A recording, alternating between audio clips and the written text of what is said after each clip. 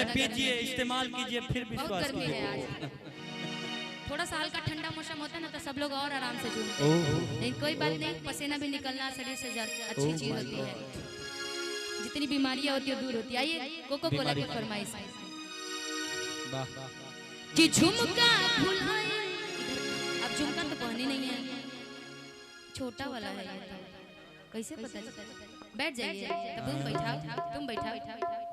हाँ बैठाओ। कि पायल भुलाए कि झुमकाए रानी। कैसे कैसे बता दो? ठेवने पे कैसे बैठ के दिखाओ। अच्छा ऐसे बोलत न बारू समझो, कुछ तो सीखो इससे। कि पायल भुलाए कि झुमकाए रानी। वाह क्या बात है, ये मेरा शेर छपरा जिला है। और जहाँ के हमारे खेसारी लाल यादव जी जिनको ट्रेंडिंग स्टार कहा जाता है, उहे में ना हम कहत रहने निशा जी। खेसारी जी से प्यार कौन कौन करता है? जरा एक बार उनके लिए ताली बजा दीजिए। वाह देखिए ये गाना में कहले रही हम कि खेसारी भैया जिंदाबाद। बिल्कुल सुपौल में मेरे हम सब के छपरा के आन बान शान हमारे।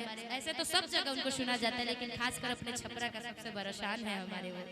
वो कहावत है ना, वो गाना है कि जहाँ के महेंद्र मिश्र, जहाँ के खेसारी, महेंद्र और जहाँ के तिवारी, कि जहाँ के मशहूर धुन डकरा, कि जहाँ के मशहूर धुन डकरा, आ तोरा जिला के भटार जिला छपरा, तोरा जिला के भटार जिला छपरा, तोरा जिला के भटार जिला छपरा। जहाँ के भिखारी ठाकुर, जहाँ के खेसारी, जहाँ के भिखारी ठाकुर, जहाँ के खेसारी, मिश्र महेंद्र और महंत तिवारी, मिश्र महेंद्र और महंत तिवारी, जहाँ के भिखारी ठाकुर, जहाँ के खेसारी, जहाँ के भिखारी ठाकुर, जहाँ के खेसारी, मिश्र महेंद्र और महंत तिवारी, मिश्र महेंद्र और महंत तिवारी, जहाँ के मशहूर धुन डकरा, जहाँ के मशहूर धुन डकरा। जानते हैं यही के सब कुछ है। यही ऐसा जिला है जहाँ पे पूर्वी बनाया गया ना जी। यही ऐसा जिला जहाँ संगीत पैदा कर दी हमारे भिखारी ठाकुर जी, बिहार में ऐसा कोई एक से एक चीज हमारे छपरा जिला में। एक बार छपरा जिला के लिए ताली बजा दीजिए। जब हमारे छपरा, ऐसे तो मैं कंट्रोवर्सी करती नहीं हूँ जिला बजा, क्योंकि मेरा गाना हर जिला के लोग सुनते हैं।